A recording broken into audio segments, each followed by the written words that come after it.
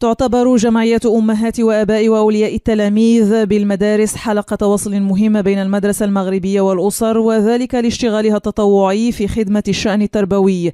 هي إذن جسر فاعل بين هيئة التدريس وهيئة الإدارة التربوية بالمؤسسات التعليمية وبين مسؤولي تدبير المنظومة التربوية، وذلك من خلال هياكلها الإقليمية والجهوية والوطنية. هذا ولا ننسى دورها الطلائعي في توعية وتحسيس الأسر بأهمية مراقبة وكذا متابعة المسار الدراسي لفلذات أكبادها. للحديث عن منجزات جمعيات آباء وأولياء التلاميذ بمدارس جهة سوس ماسة، برنامج ملفات تربوية يفتح لكم المجال لتقاربوا ما أنجزتموه داخل المدارس التعليمية على أثير راديو بلوس. واليوم نستضيف جمعية آباء وأولياء أمور تلاميذ مدرسة العندليب الابتدائية بمنطقة قصبة الطاهر المزار في شخص رئيسها السيد رشيد شفيرة، للحديث بعمق عن اشتغالات الجمعية داخل المؤسسة، منجزاتها، الإكراهات التي تعرقل مسارها نحو الأمام. مرحبا بكم أحباءنا أوفياء ملفات تربوية في هذه الحلقة الجديدة على راديو بلوس. إذن مرحبا بك سيد رشيد شفيرة، أنتم رئيس جمعية آباء وأولياء تلاميذ بمدرسة العندليب الواقعة بقصبة الطاهر المزار. مرحبا بك.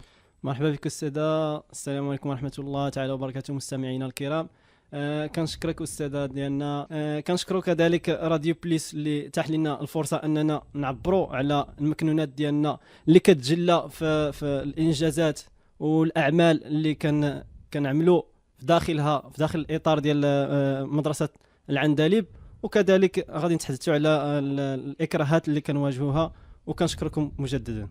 مرحبا سي شفيرة.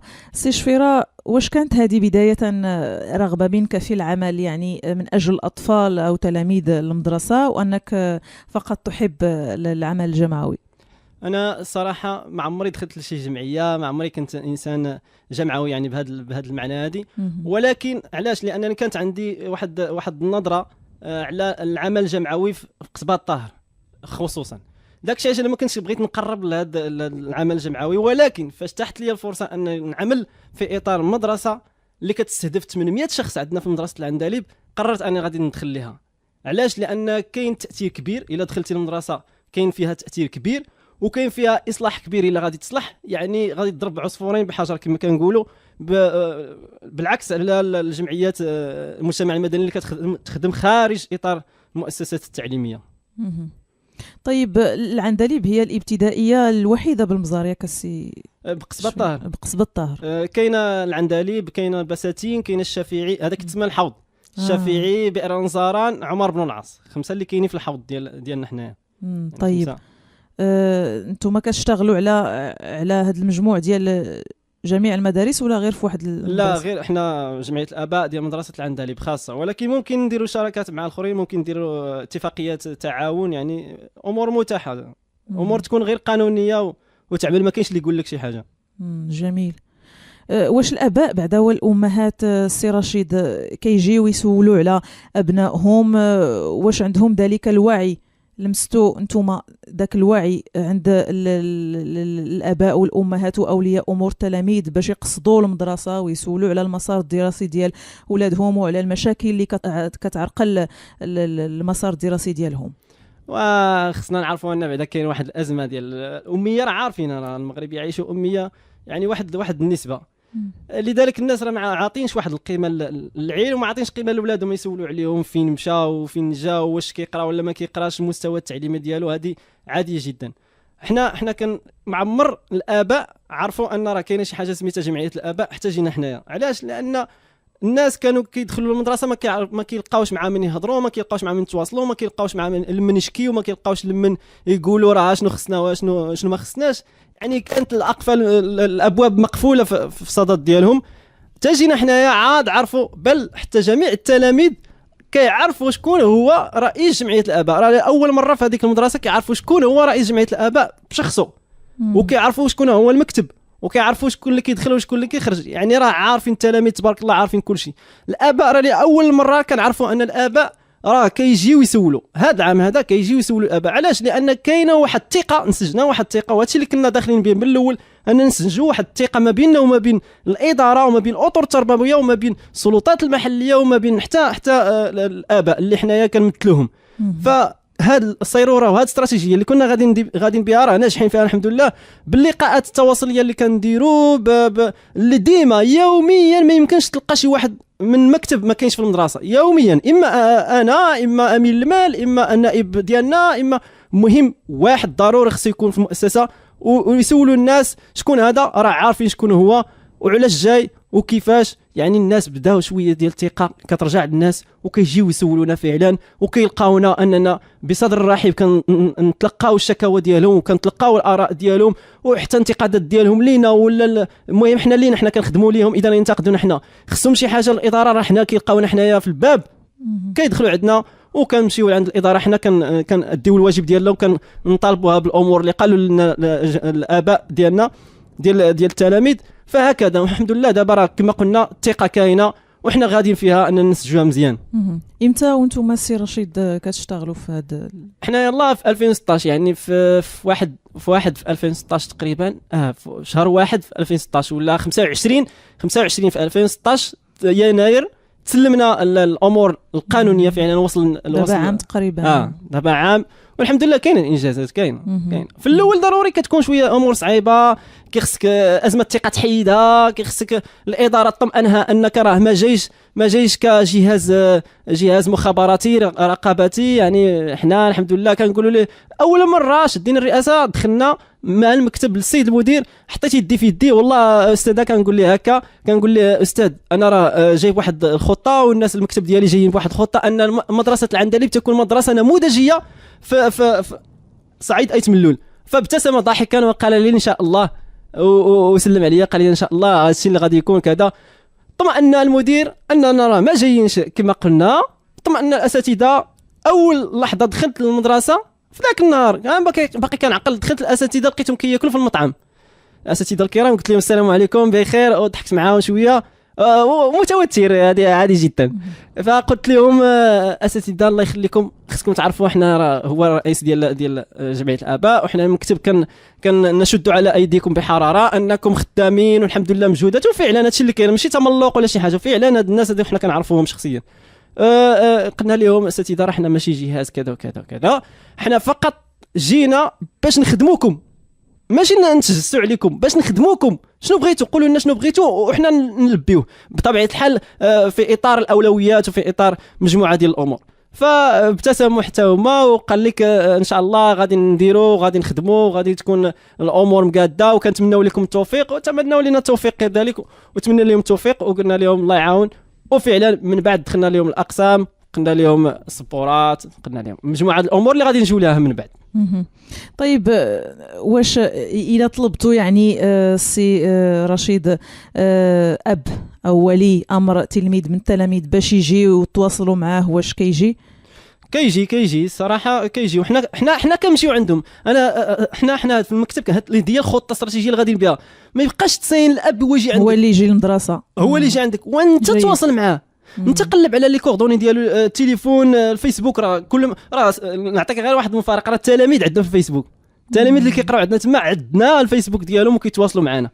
يعني الاباء سير عندهم انت لان هما راه كما كنقول لك راه استراتيجيه ديال نسج الثقه راه كل خصها تكون راه خصك التليفون ديالهم خصك تتواصل معاهم. مؤخرا واحد السيد واحد التلميذ انقطع على الدراسه واحد مده اسبوع، فلما بلغنا الامر اتصلنا بولي الامر ديالو ولقينا فعلا هو الجار ديالنا والناس كنعرفوه لان حنا كنتميو لهم وهما كينتميو لنا. قلنا ليه الابن ديالك كذا وكذا، قالنا والله ما كنعرف ان راه واش السيد التلميذ واش الابن ديالنا متغيب. يعني حنا كنمشيو عند الاب ونقوموا بالواجب ديالنا، فهما مع عمرهم عرفوا ان راه هاد الامور خصها تدار. كيفاش رئيس جمعيه الاباء كيتواصل معنا وكيفاش يعني هذا راه ماشي شغلو، وما كيقول لك راه ماشي شغلو، ولكن لا راه هذا راه في صلب المهام ديالنا، راه هذا هو الدور ديالنا على الجينا، هو اننا نشوفوا التلاميذ شنو خصهم وعلاش مغيب ونفكوا لهم مشكل ونتواصلوا علاش هذا ما كيجيش وهذا ما كيجيش وعلاش هذا التعنف مثلا نضربوا باه. يعني هذا الشيء كله حنا داخل في صلب العمل ديالنا. يعني كنحاولوا هكا فعلا نسجوا واحد الثقه وتكون واحد الاسره متكامله. هذه اللي بغيت نقول. المنظومه التعليميه خصها هاد الامور كلها تكون تشاركيه، وكل شيء يعمل في اطار المهام ديالو اللي منوط به، باش في الاخر نغياليزي واحد الهدف، نحققوا واحد الهدف اللي يخدم المنظومه التربويه والتعليميه ديالنا، ونكونوا واحد الاسره فعلا. والله الا هادشي اللي كنبغيها استاذه، اننا نكونوا فعلا اسره متضامنه كما قلت استاذه، ان احنا خصنا نكونوا واحد الاسره متجانسه متكامله، كتعمل بقلب طيب، ما فيه خشونه، ما فيه رعونه، ما فيه شي كره، ما فيه شي حسد، ما فيه شي ضغينه. هادشي اللي بغينا نوصلوا ليه، وفعلا حنا غاديين ستيب باي ستيب كما تيقولوا اننا نحققوا هذا الهدف. هذا صعيب، راه طبيعه الحال، وراه ما كتجيش امور كطيح لك من السماء وتقول لا باغيت ماجيك فوالا راه صافي كلشي غادي يتحل. لا، ما يمكنش. ضروري غتحكم مع امور اداريه، وغتحكم مع الاباء. راه ماشي كلشي الاباء زوينين، راه ماشي كلشي اباء خايبين، راه كاين طين وكاين هذه معادن. الناس راه الناس معادن، كل واحد كيفاش داير، كل واحد خصك تعرف ليه غير المفتاح ديال القلب ديالو غادي تدخل ليه. راه مهما كان من الصلابه، ومهما كان من تجبر وتعنت، راه غتوصل ليه المفتاح ديال القلب ديالو، راه غتدخل ليه. هادشي اللي كنبغيو حنايا نعرفوه في الاب. كل اب جا عندنا نقراو الصفات ديالو، نقراو العقليه ديالو، ولو غير مظهريا، باش تعرفوا الطريقه باش تواصلوا معاه. فوالا، باش ما توقعش في واحد الخطا انك ممكن تضرو، لانه هو اب ديالي انا شخصيا، هو اب ديال الطفل اللي كنمثلو انا. وكما قلنا ان راه شي منظومه تقاس، راه داك الاب الا تقاس راه غيتقاس الطفل، وغيتقاس الطفل، وغيتقاس من بعد الاستاذ، وغتقاس الاداره، وغنتقاس انا. اذا انا الا صدر مني سلوك خاطئ فغادي تدور وترجع ليا انا. اذا كنحاول انايا، ولا فاش كنقول انا راه كنمثل المكتب، اذا ما بقاش نعاودها، اذا ماشي هذه انانيه، بل فاش كنقول انا راه كنمثل المكتب ديالي كله. شحال نتوما في المكتب السي شفيق؟ حنا 7، وكما كتعرفوا في جميع الجمعيات 7 راه كيبقاو منهم عناصر هما اللي كيبقاو ديما حاضرين وديما لان حنا عندنا واحد العقليه في العمل الجمعوي ولا في اي حاجه، ان الرئيس هو اللي كيخدم، الرئيس هو كل شيء. ولكن لا، راه ماشي الرئيس هو كل شيء، الرئيس هو يحاسب قانونيا، يكون عمل تشاركي. هادشي اللي بغينا حنا نعرفوا. في الاول يلاه شدينا مفتاح ديال التسيير، اتصلنا بمؤطرين في التنميه الذاتيه وفي الامور ديال التخطيط، قلنا لهم الله يجزيكم بخير، انتم غادي دير لنا واحد التكوين في التسيير المالي، التسيير الادبي، التقارير، كل شيء. هادشي خصنا نعرفوه حنا، لاننا داخلين في واحد المهام اللي قويه بزاف وعندها الوقت ديالها.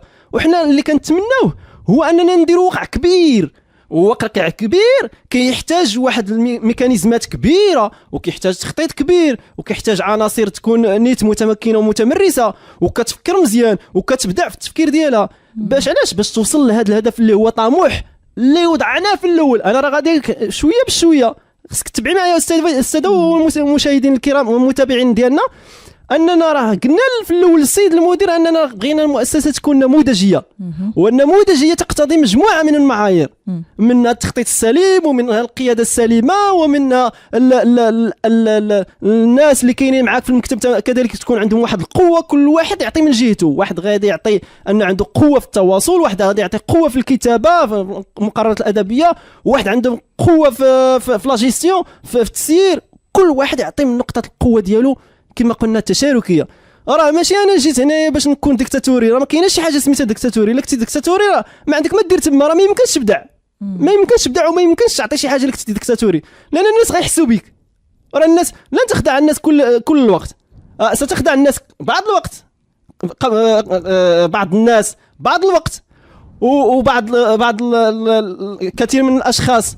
يعني اللي بغيت نقول لك حد نسيت على هذه ديال قال لك راه ما يمكنش تخدع الناس، جميع الناس في جميع الاوقات. راه لابد انك راح تحصل.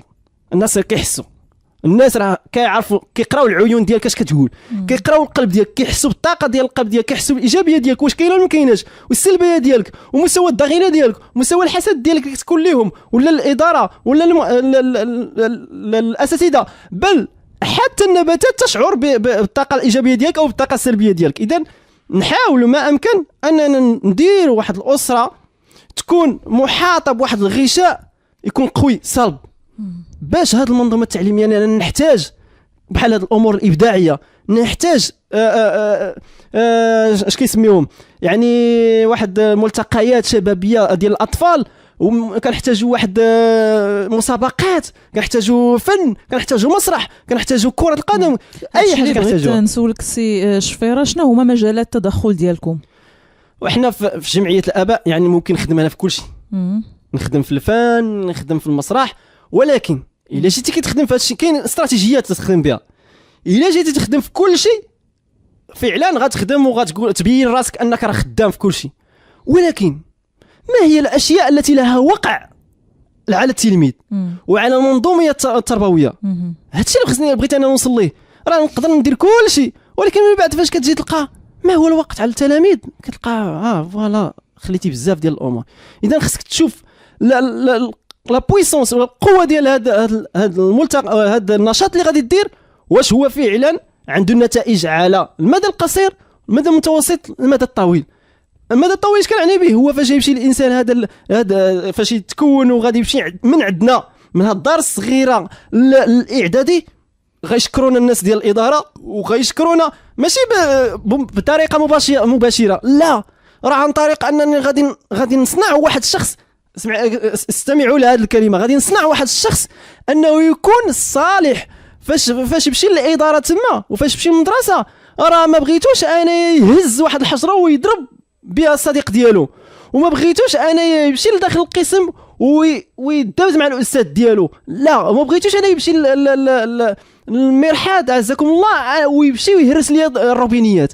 هذا راه بحد ذاته يعتبر عنف، وهذا هو الدور ديالنا ومجال التدخل ديالنا. بعدا اول حاجه نحيد شي حاجه سميتها العنف، نحيدها من الاذهان ديال الاطفال ديالنا، باش حتى مشاو تما يقول لنا برافو هو مون شابو راه درتوا واحد الخدمه زوينه، والاطفال كذلك راه تبارك الله عليكم ربيتوهم. وحنا شنو كنقول اودي خصني ننسج واحد علاقه اتفاقيه شراكه مع حتى الثانويه ولا الاعداديه، باش حتى الطفل هذا اللي استعديته انايا من ابتدائي راه يمشي الاعدادي وانا عندي علاقات مع رئيس جمعيه الاباء ولا الاداره ديال تلك المؤسسه، ونبقى متابع كذلك الاطفال اللي انا كنت ديجا صنعتيهم كمكتب مسير وكاداره وكمؤسسه، ديجا صنعتيهم انت. اذا خصك تستمر معاهم. فاش مثلا نعطيك غير واحد النشاط ديال اولمبياد الرياضيات، لاول مره في المنطقه غادي تكون شي حاجه سميتها اولمبياد الرياضيات. كيعرفوش شي حاجه سميتها اولمبياد الرياضيات؟ كنهضر على جمعيات الاباء، لان جمعيه الاباء كاينين شي جمعيات كيبقاو غاديين في الصراعات وضرب فيا نضرب فيك وهادشي اللي كاين، ولكن حنا جينا بواحد استراتيجيه اخرى، استراتيجيه ابداعيه انسانيه، اداره ديالنا وحنا ديالهم، ندافعوا علينا وندافعوا عليكم. يعني ما كاينش شي مشاكل الحمد لله، العندليب هذه معروفه ما كاينش مشاكل. الناس ديال السلطات المحليه شكرونا على هاد المبادره ديال اولمبياد الرياضيات لاول مره، ودرناها على صعيد الحوض، يعني 5 مدارس عموميه زائد مدرسه خصوصيه. يعني 6 المدارس، كل مدرسه خدينا منها 10 من كل قسم. يعني المدرسه الا فيها 3 ديال الاقسام ديال السادس، حنا خدينا 10 من كل قسم. يعني من المتفوقين جمعنا 60 ديال الاطفال، وواحد التجمع تبارك الله، يعني ما شاء الله الدراري كلهم فرحانين. درنا في مركب التربوي ديال قصبة الطاهر. تبارك الله الناس ديال تا هما الناس. امتى داز هذا النشاط هذا؟ 25 كانت 25 مارس 2016. لان كان درنا على صعيد 2 ديال المستويات، المرحله الاولى الاقصائيه والمرحله النهائيه. المرحله النهائيه خدينا منهم 20، وعاد داك 20 تا هما داروا واحد الاقصائيات خدينا منهم فقط 3.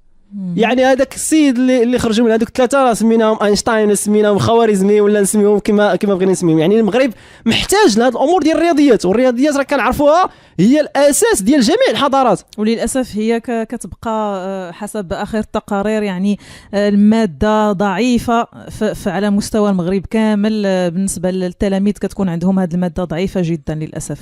صحيح، هذا الشيء كاين، وداك الشيء علاش حنا بغينا نبنيو على هذه الامور هذه. احنا جبنا استاذ متخصص. لا ننسى ان نذكر جميل جدا هذه الطاقه الايجابيه اللي كنشوف فيك السي شفيرة رشيد، لانكم طالب وصغير في السن، وهذا يجعلك يعني كتحمل واحد الحماس يعني كبير جدا للمؤسسه ديال العندليب. يعني سعدات هذه المؤسسه بك. كنتمنى بان منطقه المزار جميع المؤسسات فيها يحدون حدوك الشباب مثلك، يعني طلبه في الجامعه ديال ابن زهر، ياك سي شفيرة؟ مبكره وكتخدم يعني بهذه الطاقه الايجابيه هذه، فتحيه لك. تحيه لك صراحه. تفضل. لا تحرجيني. لا، هذا انا بغيت بان جميع المدارس الاخرى يعني تحدو نفس الحدو، يجيو ينبثقوا منها نماذج يعني ديال الشباب. بغيت انايا باش تكون هذه المنطقه يعني كما قلتي بغيتي نتايا على صعيد اي تملوا ياك تماما تبان هذه المدرسه.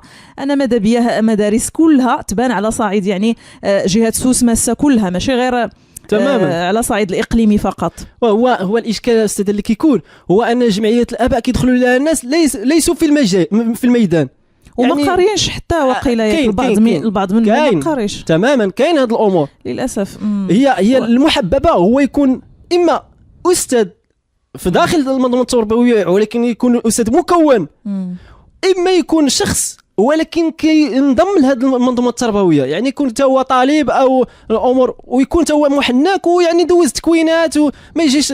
حيت الا بغيتي دير واحد ان بروجي بيرسونيل يعني راه خصك دير لي دراسه الجدوى وخصك دير لي واحد تجيب واحد الكونطابل ويخدم لك المشروع يعني ودير لي التقرير المالي ودير لي الامور كلها. علاش كدير هذه الامور كلها؟ باش ما يفشلش لك المشروع، لانك انت حاط فيه اموال ديالك وحاط فيه الوقت ديالك وحاط فيه الصحه ديالك، يعني حاط فيه العقل ديالك كله راه كاين في ذاك المشروع باش ينجح. ومستحيل انت داخل واحد المشروع بعقليه انك تفشل فيه. فلذلك انا داخل هذا المشروع والمكتب ديالي المكتب اللي كاين معنا داخلين معنا في هذا المشروع ما داخلينش باش نفشلوا. كنقول لهم انا من الاول شوف الا بغيتي تنعس سير اخويا نعس في داركم، ما تبقاش سير قدم استقاله وخلينا ندخلوا شي ناس اللي مزيانين. وفكرتيني في واحد القضيه كنا مشينا ندير واحد المديريه الاقليميه ديرت واحد منافسه ديال كره القدم، واحد الدوري ديال كره القدم. فدخلنا عند السيد المدير قلنا للسيد المدير غادي نمشيو نلعبوا ياك، ولكن واش غادي نمشيو نربحوا ولا غادي نمشيو غننشطوا البطوله؟ انا هذه العقليه هي اللي عندي، يعني انا كنهضر مع انا ما كانش معايا مكتب. فاش اللي قلت انا ما تعتبرونيش انني راه ديكتاتوري في القرار او ديكتاتوري في التواصل ديالي، لا غير كنت مع المدير وهضرت مع القضيه دي. هذه القضيه ديال ان ندخل واحد الماتش وانا خاسر بعقليه الفاشلين راه ما يمكنش نمشي ليه. قلت لي شوف السيد المدير غادي نمشيو باش نربحوا. وكان معنا حتى السيد الاستاذ الله يجزيه بخير، راه واحد الاستاذ ما شاء الله عليه لان كيخدم معنا مزيان. قلت له غادي نمشيو حنا بعقليه الرابحين. راه فاش تكون عندك انت كمؤطر او انت كمسؤول او انت كمسير واحد عقليه ديال الناجحين راه كدير المستحيل انك باش تنجح. الا فشلتي كنقول لك برافو الله يرحم الوالدين قدمتي الواجب ديالك. وحتى التلاميذ اللي معاك راه كيمسوا وكيحسوا بهذه الطاقه الايجابيه ديالك، ولكن انت داخل انت فاشل الماتش وراش كتقول للتلاميذ؟ ما تقول لك والو تربع يديك وما غدير لا خطه، ما دير لا مجهود وما غادي تجيب احسن العناصر وما غاديش تعطيهم احسن الماكله وما غاديش دير لهم احسن ترونسبور وما غدير والو، لانك انسان مهمل كتهمل الامور ديالك. ما داخلش بعقليه الناجحين انا ما خسر والو ما عليا والو. ولكن لا، الا دخلتي بواحد العقليه ديال الناجحين انا راه بغيت ننجح وغادي نديو البطوله، اش فيها الا قلتي غادي نديو البطوله؟ فعلاش؟ لان الانسان كيكون خايف. الخوف هو اللي كيجعلو ما يدير حتى حاجه. خصك تحفز. فاش كيقول انني غادي نجيب البطوله تيقول لك احباس شنو خصني؟ فاش غادي نقول خصني ندير بطوله خصني عناصر واعرين، غادي ندير مجهود انني نمشي نقلب عليهم وغندير مجهود في انني ندير لهم لونطريما يوميا وانا غندير مجهود باش نمشي نجيب لهم ترونسبور سلبيات وكتقول بلاش سيدي خليني واش بغيت انا كاع ندخل راسي في هذه الامور هذه لا زون دو كونفور يعني منطقه الراحه. خليني انا وما عليا كاع اش بغيت انا هادشي كاع نمشيو نشاركوا في البطوله واللي درناه راه هو اللي كاين ما كاينلاش. العقليه انا ما غاديش بها جاي باش نحقق واحد المبتغى 3 سنين. انا قلت لهم انا ما عنديش مع نبقى واحد المده ونزيد مده واحده اخرى ونعشش لكم هنا. راه اما تنجح اما تمشي بحالك، هادشي اللي كاين. راه هذيك راه مؤسسه تربويه عندها واحد الحرمه ديالها، عندها واحد الحقوق، عندها واحد الوقع على التلاميذ. على فاش كنقول تلاميذ راه كنقول دوله، كنقول حضاره الامه المغرب كنقولها. راه الا صلحنا واحد المؤسسه في العندليب مثلا كمثال راه ستحدو جميع المدارس التي بجانبنا ستحدو حدوانه وغادي تجعلها انها غتحس بواحد الغيره وبواحد يعني ما عرفتش شنو غادي نقول باش تمشي معنا تقول لك علاش هاد جمعيه الاباء ديال العندليب دايره هكا، شنو السير ديال النجاح ديالها، شنو كذا، شنو عندهم. راه غيبقاو يتسائلوا حنا غادي نجرهم. اما تكون انت قائد واما تكون مسوق، يعني السياقه كتسوق الطوموبيل راه بحال هكا كتقود الطوموبيل او شي واحد كيسوقك. يعني اما انت تتبعهم ولا هما يتبعوك وانت حدد. احنا قررنا انهم هما يتبعونا، ما نتبعوا حد وما يتبعونا. الا كان شي واحد واحد النموذج يحتذى به في قصبة طاهر المزار فمرحبا، غادي نمشيو ونجلسوا معاه الله يجزيكم بخير، بغينا نستافدوا من الامور ديالكم، يعني ما فيها باس عادي، يفتحوا لنا الباب وعادي نستافدوا منهم. لان الهدف ديالنا الاساسي والاوحد ما هو التلميذ والمنظومه التعليميه فقط. ما غادي تربح والو تما، بل بالعكس راه خليتي الدراسات ديالك والناس خلاو العمل ديالهم. اللي وصلني هنايا الاذاعه ديالكم المحترمه شكون هو؟ امين المال ديالنا بالسياره ديالو بالفلوس ديالو، ما كيطلب حتى حاجه. علاش؟ وراه غير خدمه للصالح العام، ما عندنا تماك حتى حاجه، كتضيع من وقتك في سبيل التلميذ. لان انا اش كنقولوا، راه المصلحه العليا للوطن راه تقتضي ذلك. راه كاينين الناس اللي ما كيفهموش هاد الامور هذه، كيقول لك وقيل هذا راه خدام غير باش يشد ولا باش يدير ولا باش يربح ولا داكشي ما كاينش. ولكن انا خدام. فاش كنسمع انا الخطابات ديال جلاله الملك نصر الله راه كتقول خصني نمشي معاه في الخط، والا انا كنعتبر راسي انا الخطاب موجه ليا. ولكن لما كيوجه الخطاب راه الشعب، وانا جزء من الشعب، وانا جزء من هذا المنظومه ديال الشعب، اذا خصني نمشي معاه. انا صراحه كنهضر على امور شخصيه، دابا كنهضر على راسي انا. كنقولوا انا استمعت للخطاب والخطاب كيهضر علي معايا انايا، اذا انا خصني نمشي معاه. فاش كيهضر جلاله الملك على التعليم وعلى اصلاح التعليم وعلى الرياضه المدرسيه وعلى الانشطه اللي خصها دار في المدرسه، خصني نمشي معاه. خصني ندير الواجب ديالي انا باش نمشي مع القياده العليا للوطن، لان هي تبتغي الاصلاح وانا ابتغي الاصلاح كما قال جلاله الملك وما توفيقي الا بالله. يعني انا غادي توفيق من الله سبحانه وتعالى ومع الناس المتشاركين معايا غادي نوصلوا لهذا المستوى هذا. اذا اما ان تكون تابع بالامور الجميله، مزيان ان كاين واحد قائد وانت تابعه قائد، ولكن اما هي الخيبه انك دير لي شي حاجه لا علاقه وديما المكتب في صراع وديما اساتذه داخلين المحاكم والاداره هي، يعني حيت كاينين النماذج عندنا تماك داخلين المحاكم وداخلين كما قلنا ان المنظومه ديالنا خصها تكون في امور انسانيه. وفي الاول انا طمأنت الاداره وطمأنت الاساتذه اننا ما جايينش في صراع. الهم ديالي الاوحد هو التلميذ، بل هو انت كاستاذ وانت كاداره. ما بغيتش انا الصراع يكون ما بين الاباء والتلاميذ والاساتذه والاداره، تكون الامور سليمه في سلام. نحن دوله سلام وندعو للسلام، وما بغينا حتى شي حاجه سميتها شي حاجه عنف، ظاهره من ظواهر العنف تكون او ظاهره من ظواهر سوء السلوك تكون. كندخل ديما الاقسام تنقول لهم وحتى التلاميذ واحد الامور جميله. ديك النهار واحد التلميذ وقع وتهرس في الدرج، ومشينا دينا للمستشفى وتكفلنا بالامور الضروريه وزرناه في الدار ديالو من بعد واحد السيمانه. فالتلاميذ في الزنقه السي رشيد عندك تهرس الروبيني، هما كيقولوا لي عندك تهرس الروبيني. انا علاش؟ لان ديما كندخل عندهم الاقسام باذن بن السيد المدير بطبيعه الحال. إذا نتوقف للحظات قصيرة، بعد هذا الفاصل غنواصل إن شاء الله تتمة الحلقة التربوية. إذا تفضل أستاذ، عدنا بعد هذا الفاصل القصير لنكمل حديثنا في هذه الحلقة التربوية. كنقول لهم عندكم تهرسوا الروبيني، وياكم تهرسوا الروبيني وياك تطلع الروبيني، لأن تهراس الروبينيات هي أعتبرها ظاهرة من ظواهر العنف. لأن لماذا تهرس الروبيني؟ كنقول لهم علاش تهرس الروبيني؟ كن في سلام مع الطبيعة، مع الروبيني، مع هذيك الطابله اللي غادي تكتب فيها، اللي غادي دير فيها الستيلو وتبقى تنخرها، واللي دير فيها بيكار كذلك وتنخر هذاك الخشب. يعني حيد مظاهر العنف، نكونوا في سلام. وكيضحكوا اساتذه حتى هما كيضحكوا، لان كاين واحد الفلسفه اخرى انك تكون في سلام مع جميع الكائنات الحيه والجمادات واي حاجه. طيب السي رشيد شفيرة، شنو هما يعني بغينا نعرفوا الحصيله ديالكم من البدايه الى يومنا هذا، شنو انجزتوا في اطار جمعيه اباء واولياء التلاميذ بمؤسسه العندليب؟ تفضل. واش يمكن لي نعطي الارقام ديال الاموال ولا بلاش ولا؟ يعني احنا ما عندناش شي اشكال، احنا خدامين في شفافيه، وهذه هي القيم باش خدامين شفافيه وامور كلها واضحه، ماشي مشكل. كاين لاش في الاول ياك ما كاينش حرج، لان امور في الاول خدمنا باول مره جينا درنا على المؤسسه، لقينا ان هناك اشكال في النفايات، اشكال في النظافه.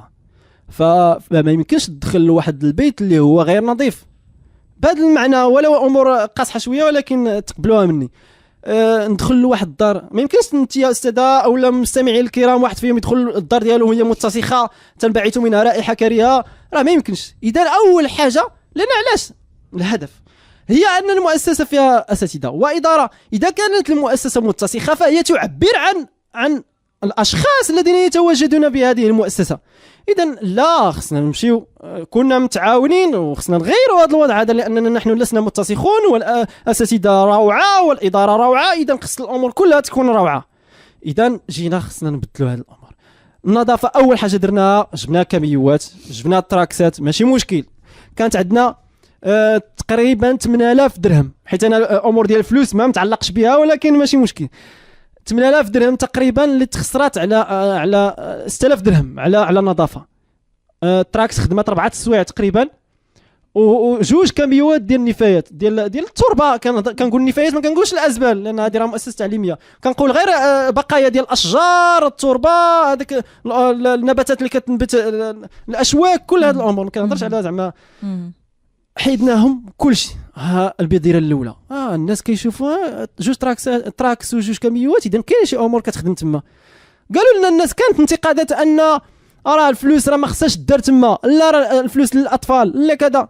قلت لهم بلاتي خليونا نخدموا دابا عطيتونا التسيير وخليونا تشوفوا التسيير الحصيله، شوفوها في الاخر ما تشوفهاش دابا، لان كاين امور ترتيبات خصك ديرها.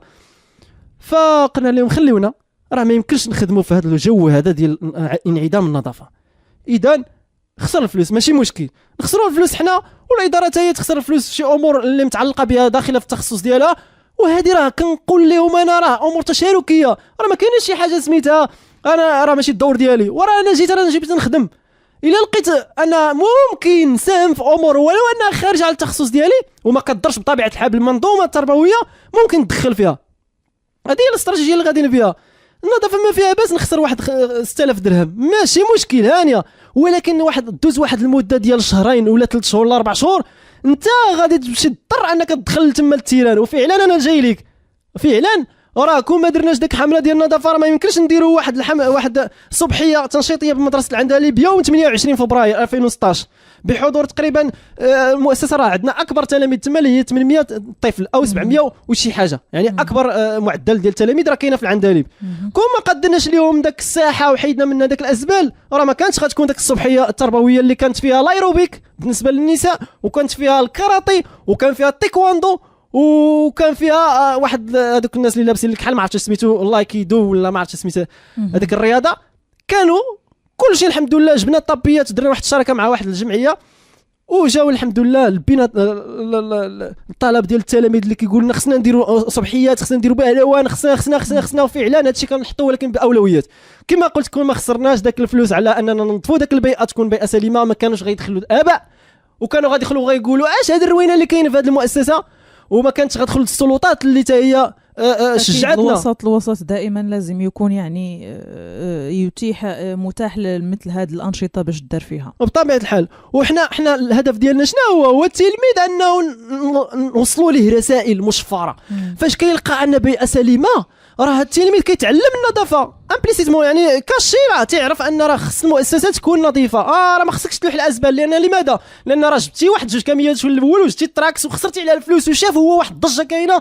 اذا ما خصنيش نلوح داك القاعد ديال الازبال، ما خصنيش نبيمو الا كليتو نلوحو، حيت راه درنا لك لابوبيل، درنا لك السله ديال المهملات فين تلوح الازبال. اذا راه كلشي محطوط في بلاصتو. لو قصرت الاداره اذا ممكن نقول لك سمح لنا التلميذ الكريم راه قصرنا في حقك، ولكن لا، فاش كنحطوا لك السلات ونحطوا لك كلشي ونلبيو لك الطلب اننا البيئه ديالك تكون سليمه، راه غتعطينا واحد التلميذ سليم عقليا، سليم فكريا، سليم ذهنيا، سليم نفسيا، سليم اجتماعيا، سليم قلبيا، سليم. وهادشي اللي بغينا، السلم، بلد السلم، مدرسه تكون فيها السلم، التلاميذ يكونوا سليمين، ويكون كلشي تكون الحمد لله الامور مزيانه. اذا 6000 درهم في البيئه مشات ماشي مشكل، ربحنا منها بزاف.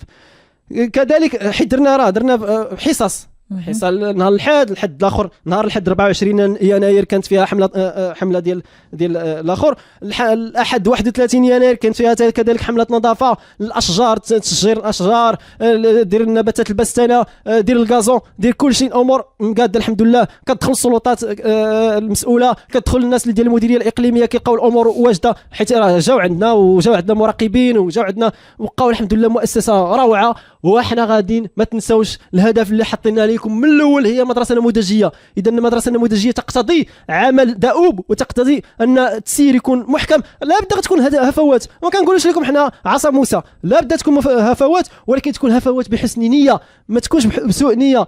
فاش كتكون حسن نيه كيتقبلوها الناس وكيقولوا فوالا راه هذاك بغى يخدم، ولكن غير كانت خلل اداري، خلل منه، خلل من المكتب، ماشي مشكل. هذه الاولى. اذا جوج حملات نظافه كانت فيهم المردوديه، والحمد لله كان لقت التشجيع من الجميع. وبدينا بالامور التربويه، يعني التنشيط، بهلوان، امور ثقافيه، اولمبياد الرياضيات. حيت من بعد هذا الشيء كله راه عاد جات اولمبياد الرياضيات، حيت في الاول درنا نظافه، من بعد عاد جات الاولمبياد، الحمله ديال الطبيه. يعني كل ما كانت ذاك الحمله الاولى اللي درنا راه ما كانتش غتكون حمله طبيه، حيت غتدخلوا المؤسسه حتى واحد ما غادي يبغي يدخل المؤسسه متسخه. يعني امور كانت الحمد لله مزيانه. اول مره في ذاك المنطقه غادي تحضر الناس الحمله الطبيه 500 واحد، 500 اب، حيت حنا كتعرفي فاش كتفتح المؤسسه كيدخل ليها كل شيء. حنا كنا درناها تلاميذ، وكل الام او اب يجيب معاه تلميذ واحد. ولكن فاش كتشوف نتايا الاباء والامهات جايين كلهم بغاو يدوزوا، والتلاميذ المراه جايبه مع 3 الدراري ديال الولاد ديالها، وحتى لما كانش ولد ديالها كتجيب لك الجيران، ولكن ماشي مشكل. دازت الحمله الطبيه مزيانه، 500 طفل بام ديالو. هذا حسبناها الاطفال، يعني الام ديالهم والاخرين راه اكثر. اذا الحمد لله. تستهدف اي امراض سي شفيره؟ كانت السكر، ضغط الدم، شنو اخر، هادشي اللي، والنظارات. يعني النظارات داك الناس درنا لهم حتى الثمن الرمزي اللي كان هو الجمعيات دخلات، والاباء حتى هما دخلوا، كل واحد عطى النصيب ديالو. حيت الا جيتي تحسبها راه ماشي الثمن ديال النظاره هذيك، ولكن حنا مؤسسه راه ما جيناش بيزنس. يعني كاين شي حاجه سميتها التعاون، تطوع. ما نخسروكش نتايا السيد المسؤول على اللوبتيسيان، وما نخسروش حتى الاباء، لان هذه امور تطوعيه. اذا كانت الامور توافقيه الحمد لله. تقادت الامور، التلاميذ كلهم توفرت لهم النظارات ديالهم، كل شيء كان دايز الحمد لله مزيان. يعني هذه الانشطه. شنو بقى؟ اللقاء التواصليه ضروريه. درنا لقاءات تواصليه في البدايه ديال الدخول المدرسي. هذا الدخول المدرسي هذه السنه هذه، علاش؟ لان باش نشرحوا للناس، حنا كما قلنا مدرسه نموذجيه تقتضي عدم الصراعات. فشفنا الناس ان بداو كيقولوا علاش ما توزعوش لنا الكتب، علاش فينا هي التربيه الاسلاميه، فينا هي كذا، فينا كذا، راه كديروا فرزيات، راه الكرطابلات اللي عطيتو للاطفال انا عطيتوني وحده كتقطع، الاخر عطيتوني كذا، الاخر. المهم كانت واحد الالتباسات، ففكرنا نديروا لقاء تواصلي. حنا الناس ديال التواصل، يعني تواصلنا مع الناس احسن ما يرام، وضحنا لهم الامور طبعا من ارشادات ديال مدير المؤسسه، الله يجازيه بخير. كانت الامور مزيانه، ازلنا اللبس عن ذهن الامهات والاباء، كلشي خارج فرحان. وهذا هو الدور ديالنا، اننا نحيدوا المعيقات، نحيدوا الالتباسات، تكون الامور واضحه جدا باينه للعيان، ما كاينش فيها تدخلات. هادو ما زعما الاختصاص ديالنا، والحمد لله مزيان. وشنو هو البرنامج ديال هذا العام هذا تقريبا؟ هو كاين واحد الفورمالا شويه، يعني نظرا كما قلت لك راه كيكونوا 7 في المكتب، ولكن من بعد كيتضح ان السيد اللي داخل المكتب راه ما عندوش مؤهلات انه يدخل المكتب تسيير. واحد وقت والظروف ديالو، لان كيخدم ربما كيخدم في سوقين زكان فول تايم، يعني ديما خدام، ما كيزيد والو. يعني كتبقى انت واش غتخدم بوحدك؟ واش الكاتب والرئيس ولا امين المال واش هما بوحدهم اللي غادي يمشيو للمديريه الاقليميه يجيبوا الرخصه؟ واش هما اللي غيمشيو للشؤون الدينيه، يعني وزاره الاوقاف نجيبوا الرخصه؟ مثلا الا بغينا نديروا مسابقه ديال تجويد القران الكريم، يعني كاين كلشي هادشي كان مسطر في الامور ديالنا، في الاستراتيجيات ديالنا. نديروا شراكات مع الكليه اللي كنقرا فيها بنو زهر، ندير معاهم شراكات زيارات، نمشيو نزوروا لي لابوراتوار اللي كاينين تما، نمشيو نزوروا لونفيات اللي مالا، ونزوروا الكليه كلها، اتفقت مع الناس واحد النادي تما كاين في الكليه اننا نديروا معاهم تنسيق اللي هما ينسقوا لنا مع الاداره، نديروا معاهم شراكه يعني تبادل الزيارات، هما هذيك النادي يجيو عندنا وحنا نجيو عندهم. هذا هو اللي خصنا نديروه. حتى التلميذ فاش كدير الكليه كيشوف ذاك العالم ان الناس كيقراو في لونفي 100 واحد وهما كيقراو في القسم غير 30 ولا 35 واحد، كيتبادلوا التجارب وتبادلوا الاخ. كانت من بين الامور ديالنا اننا نديروا مسابقه تجويد القران الكريم تكون على صعيد عاوتاني الحوض، لان انا كنبغي ندخل معايا جميع المدارس، ما نخدمش بوحدي، ندخل جميع المدارس ويستافدوا جميع الاطفال اللي كاينين عندنا في الحوض. مجموعه الاستراتيجيات، ولكن الاستراتيجيه راه قائد سيء مع مكتب مسير سيء وراه غتعطيك نتائج سيئه. ولكن كاين اداره جميله او اداره جيده ومكتب جيد راه غتعطيك نتائج جيده. اذا انا خصني هذه المعادله تكون معادله النجاح تكون، واداره زوينه وهذاك زوين غنمشيو مزيان. الحاجز اللي عندي او المعيق اللي عندي ان المكتب ما بقاش كامل، عناصر خصهم يحيدوا كيتماطلوا في انهم يعطيونا الاستقاله ديالهم ويمشيو ونطعموا الناس جداد. ما عرفتش انا علاش خصني يحيدوا هاد الناس هادو، ماشي كصراع ولا كحسدا ولا ضغينه، ولا راه هذه مسؤوليه. وما ما عندكش الوقت انك تعطيني في اجتماع ولا تعطيني انك تمشي دير رخصه ولا تمشي دير رخصه للسلطه ولا المديريه الاقليميه. اعطيني الرخصه، اعطيني غير الاستقاله وخليني نطعم الناس بالشباب اللي كنعرفهم ديجا ويخدموا معانا. اذا هذا هو المعيق الصراحه. كما قلت لك فرمله كاينه ما قدرتش مازال نزيد نكمل. والدراسه ديالك كذلك ديالنا كتشوف اما هذه واما هذه. قلنا ودي نحاولوا نقللوا من الانشطه ديالنا، وحتى الاداره ما نزعجوهاش بزاف ديال الانشطه، لان سبحان الله داكشي علاش قلت لهم بلاتي فرمله حبس شويه نراجعوا الاوراق، خليونا هذا العام بعدا نشوفوا القضيه كي دايره بركه. وحتى كذلك الميزانيه لا تسمح. هذا العام هذا دخلنا واحد البركه تبارك الله، والناس عاونوا ما شاء الله. دخلنا اول مره في تاريخ ذاك المؤسسه مدرسه العندليب اللي كنمثلوها الان ان تقريبا 90% تقريبا الناس خلصوا الواجبات المدرسيه ديالهم. تقريبا 60 طفل اللي ما خلص، تقريبا 60 طفل او 40 طفل هكا اللي ما خلصوش واجبات ديال الجمعيه. ماشي مشكل هانيه، ولكن راه لاول مره في التاريخ ديال المؤسسه ان هذه النسبه ديال 90% تكون. راه كانت كتخلصها 300 واحد وحنا راه عندنا 800 واحد او 760 على ما اذكر كما قال لي السيد المدير.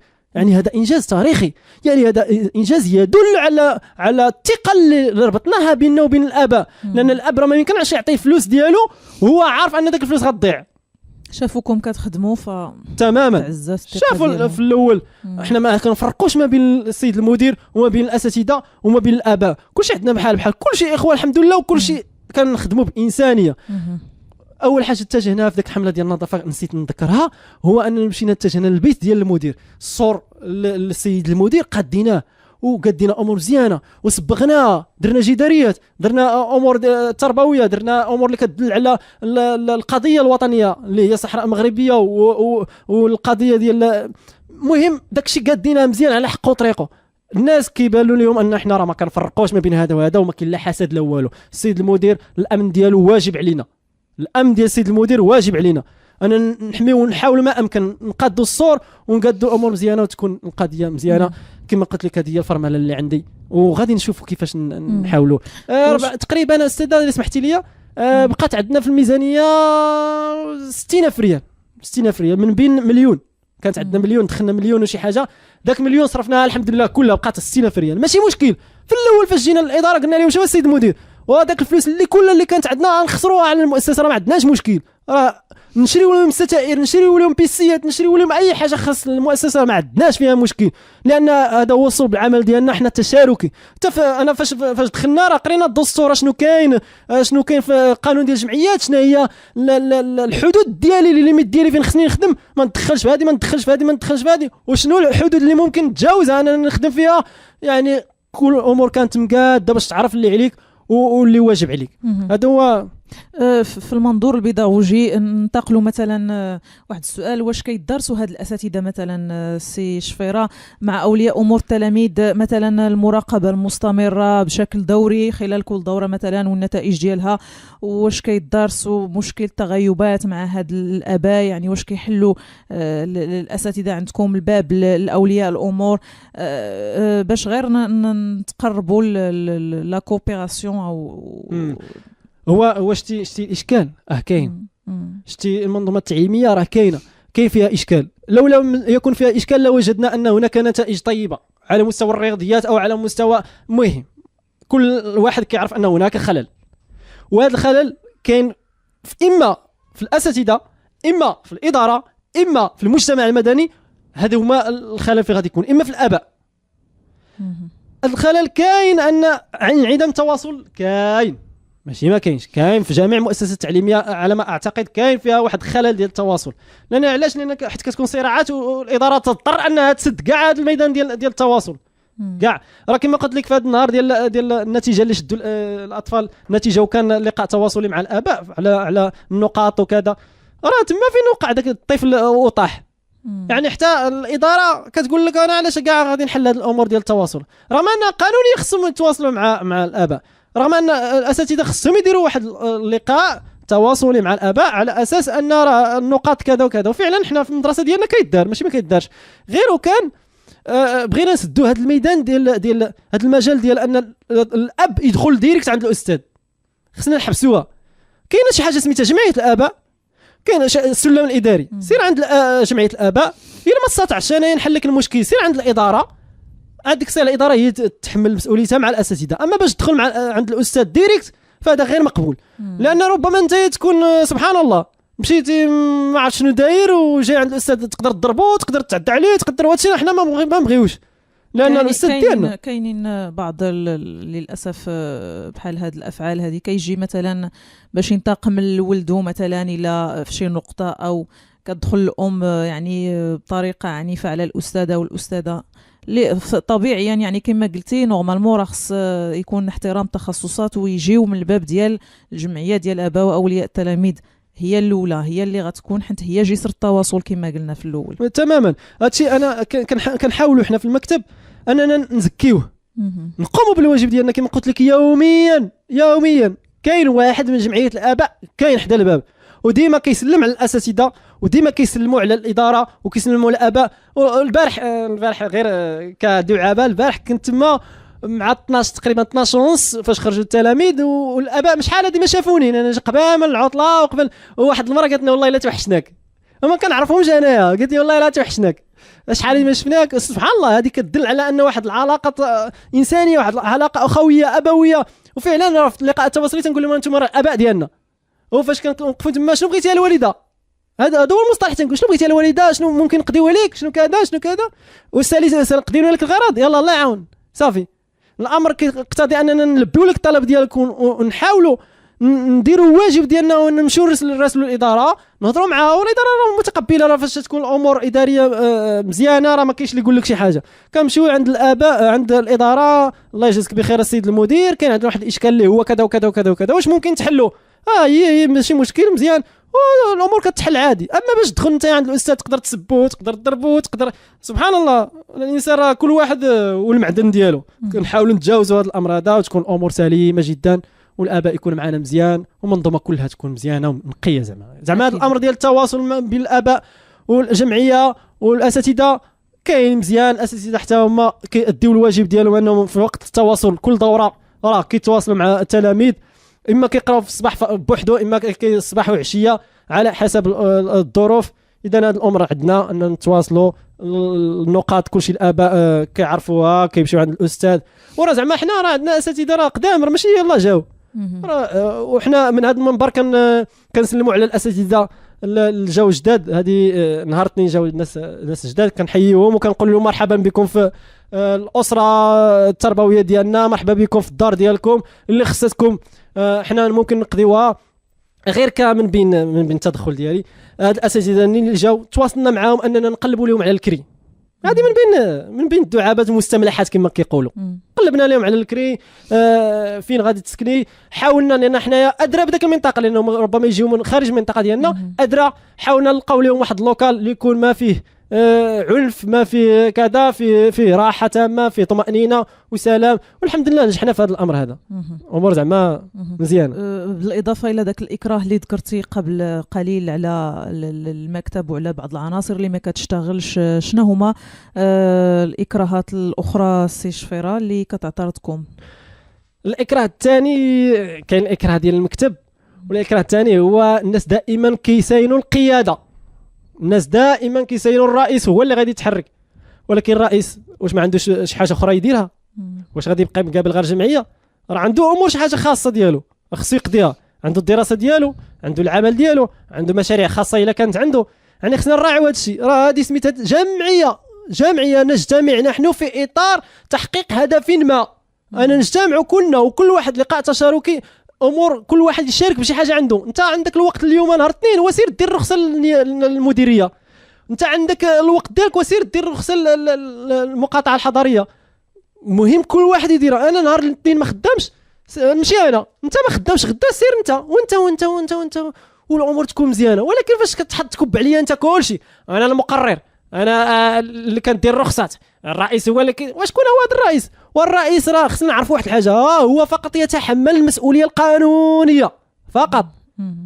ماشي هو تنكون انا داير الشركه ديالي عندك الساعه نتحكم فيك، لان هذه الشركه ديالي والمال ديالي، ولكن انا داير جمعيه، انا كنعطي غير شويه، انا كنعطيها المقترحات. حتى فاش كنديروا شي اجتماع راه كنبقى ساكت انا الاخر. علاش؟ وراه حيت الا عطى الرئيس الراي ديالو هو الاول، الناس في العقليه ديالهم ان صافي امور تحسمات، راه الرئيس هضر، هادشي راه ما خصوش يكون. انا تنقول الراي ديالي، رايي صواب ويحتمل الخطا، ورايك صواب ويحتمل الخطا. راه كنا هكا خصنا نفهموها. انا نعطي وراي تما يتبين لي ان رايي هو الخطا ساتنازل. هذه الديمقراطيه. علاش انا غادي نكون ديكتاتوري؟ ولكن باش تكب عليا كلشي صافي، راه الرئيس هو اللي يهضر، والرئيس هو اللي يدير الرخصه، والرئيس هو اللي ولا خدم انت في اطار المهام ديالك. دابا راه ما كاينش المكاتب، الكاتب بالمده تقريبا شهرين هو كاين في المهام ديالو دبوا كما كيقولوا المصريين، مشى فينا هو ما كاينش. علاش؟ لان دخلتي في الاول وانت ما عندك حتى شي فكره وما عندك حتى شي هدف طموح انك تحققه. ما انا ماشي كنقول لك راه انا في صراع مع المكتب، لا راه ماشي في صراع، والحمد لله راه ناقشنا معاهم وقلنا لهم بحب وسلام ووئام ان الله يرحم الوالدين راه كاين معيق هنا، لانني انا بغيت نحقق واحد الاهداف طموحه جدا تقتضي هذا وهذا وهذا وهذا وهذا وهذا. الله يجازيك بخير، حط السوارت والله يعاون. ومريضنا ما عندنا بس راه هما خوتنا وراه اصحابنا، راه ماشي زعما اعداء ولا جاو من منطقه اخرى، وراه ديما كنلعبوا معاهم كره، كنلعبوا معاهم باسكيت، كنجري وكنكونوا في ملتقيات، يعني راه اصحابنا. غير وكان ما ياخذوهاش بحساسيه.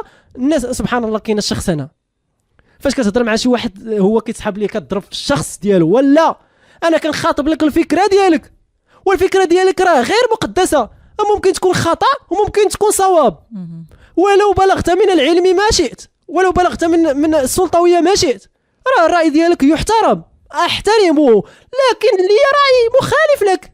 اذا يجب ان نحترم هذا الاختلاف. هذا هو الاختلاف، رحمه بيني وبينك. انا نحترمك وانت احترم الراي ديالي، راه ماشي كنضرب فيك كشخص، راه انت عزيز عليا والله احبك، وكنت انت انا عارف كتحبني، ولكن ما تاخذهاش بحساسيه انا راه شخص معاك. لا صاحبي، راه هذه راه تسير، ولا ما قدرتش تسير والله يجازيك بخير، حط السوارت وقول لنا ما قدرتش، وحنا نطعموه بجيل اخر اللي يخدم. طيب سي شفيره رشيد، كلمه اخيره الا سمحتي باش نسدوا الحلقه. كنشكرك استاذه بزاف والله الا تحتي لنا هذه الفرصه هذه اننا نتواصلوا مع الاباء ما امكن، لاننا دايرين فيسبوك، دايرين مجموعه الامور، ولكن هذا القناه ديالكم منها نعبروا على الامور اللي كتكون في الجمعيه، فاحسن ما امكن لنا توصل لاكثر عدد من الجمهور الكريم. فكنشكركم بزاف استاذه، وكنشكر القناه ديالكم راديو بليس على هذا الفرصه اللي تحت لنا، وكنشكر جميع العاملين في المنظومه التربويه، اساتذه، اداره، المسؤولين كلهم. راه كاين واحد العبء كبير، انا عارف كاين حمل كبير اللي خصنا كنا نتحملوه، كنا تكون امور تشاركيه، كلها تكون امور مقاده على حسن نيه ومقاده على حسن التعامل بيننا وبينكم، راه ما كاينش العداوه، راه ما كاينش شي حاجه سميتها حسد، الحمد لله. كذلك كنشكر الناس اللي خدامين معنا، اللي كانوا خدموا معنا في المكتب المسير من الاول حتى الان بالاسماء ديالهم واحد واحد، وكذلك المجتمع المدني اللي كيتعاونوا معنا، اللي كيخدموا معنا داخل الجمعيه، وكل شيء جمعيات الاباء اللي تا هما ديال مدرسه عمر بن العاص، بئر زهران، كلهم الناس الساده المديرين ديالهم حتى هما اللي نشطنا معاهم، اللي درنا معاهم علاقات اننا يبقاو ديما يجيو عندنا في الانشطه اللي كنديروا. ختاما الله يجزيكم بخير كلكم، تحيه لكم والسلام عليكم ورحمه الله تعالى وبركاته. شكرا لك. عليكم السلام ورحمه الله. الحاجه ايها الاباء، ايتها الامهات، يا اولياء امور التلاميذ، الحاجه الى النهوض بالمسار الدراسي لفلذات اكبادكم حاجه ملحه. تواصلكم مع جمعيات اباء وامهات واولياء الامور بالمؤسسه التي يتعلم فيها اولادكم ضروري، ان لم اقل اجباري. كل ام واب او اخ وصي على تلميذ او تلميذه لازم عليه يتواصل مع جمعيات الاباء بالمدرسه ويسول على التلميذ وعلى المشاكل اللي كيعانيها داخل المدرسه. ما نكونوش خاملين ومهملين في هذا الجانب التواصلي الجد مهم، ما نخليوش الخجل يمنعنا. راه ولادنا هادوك ومستقبلهم الدراسي والنفسي رهين بمدى التواصل ديالنا مع المؤسسة. شكرا سيد شفيرة رشيد، رئيس جمعية أباء وأمهات وأولياء تلاميذ بمدرسة العندليب قصبة الطاهر المزار. الأحد القادم عدد جديد من ملفات تربوية، دمتم سالمين.